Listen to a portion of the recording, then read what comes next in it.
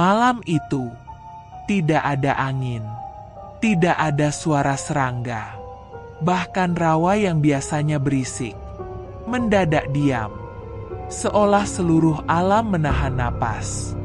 Konon kata orang tua di desa itu, jika rawa tiba-tiba sunyi seperti kuburan, maka sesuatu sedang berjalan di atas air. Dan jika namamu dipanggil, bukan dengan suara, melainkan dengan ingatannya, maka jangan menoleh. Karena yang memanggilmu bukan lagi manusia. Selamat datang di Jurnal Malam. Kisah ini bukan untuk mereka yang mudah percaya, tapi juga bukan untuk mereka yang berani meremehkan.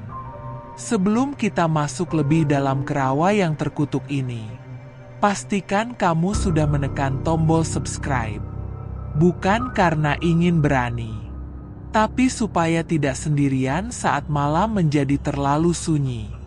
Di peta lama peninggalan kolonial Belanda, desa itu bernama Sinduran Wetan. Tapi hari ini, desa itu tidak tercatat di administrasi manapun. Penduduk sekitar hanya menyebutnya Rawa Ketiga.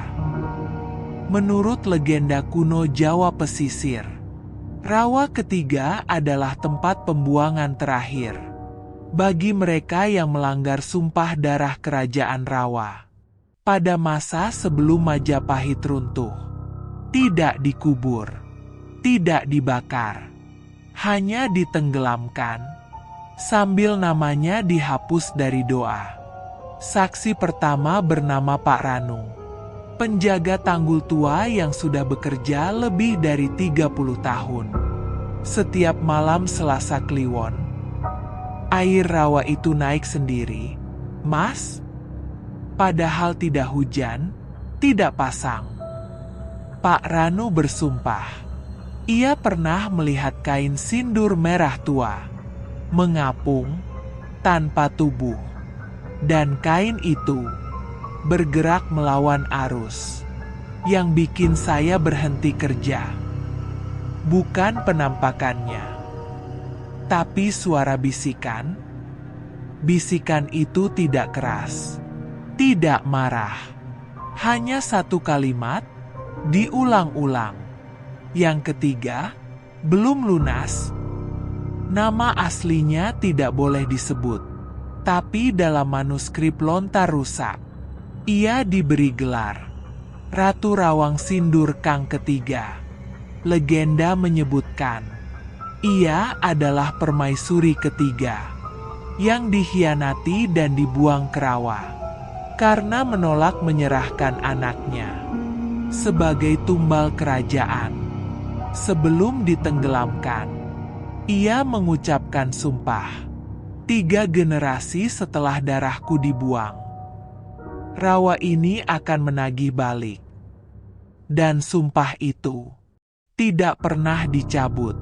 Tahun 2012, sebuah tim survei tanah datang. Mereka ingin membuka jalur tambang. 4 orang masuk, 2 keluar. 1 ditemukan gila, 1 lagi tidak pernah ditemukan. Korban yang selamat bernama Dewi.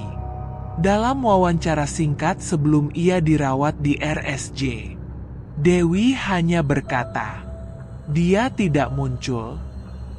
Dia diingatkan. Lalu Dewi menangis sambil menutup telinganya. Setiap aku ingat ibuku. Airnya naik. Malam terakhir pencarian, warga melihat rawa berwarna hitam kemerahan. Bukan karena darah, tapi karena bayangan wajah yang muncul di permukaannya. Wajah perempuan, tanpa mata, mulutnya dijahit kain sindur. Dan dari dalam rawa, satu persatu suara terdengar.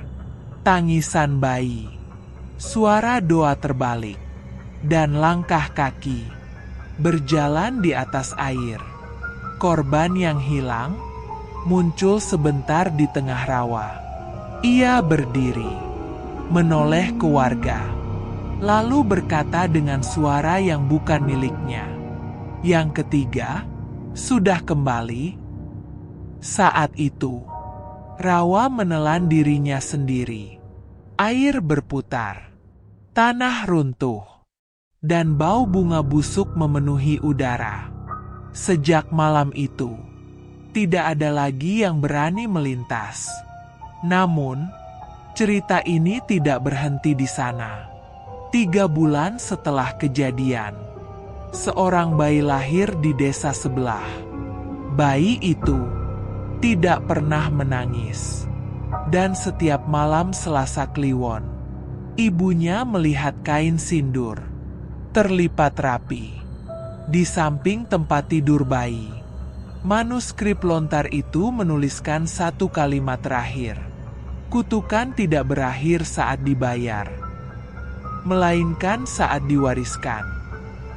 Jika suatu malam kamu mendengar rawa yang seharusnya berisik, tiba-tiba sunyi, dan kamu teringat seseorang yang sudah lama kamu lupakan, jangan salahkan rasa takut, karena bisa jadi itu bukan ingatanmu sendiri. Saya pamit dari Jurnal Malam. Jaga langkahmu saat malam terlalu tenang, karena legenda lama tidak pernah benar-benar mati.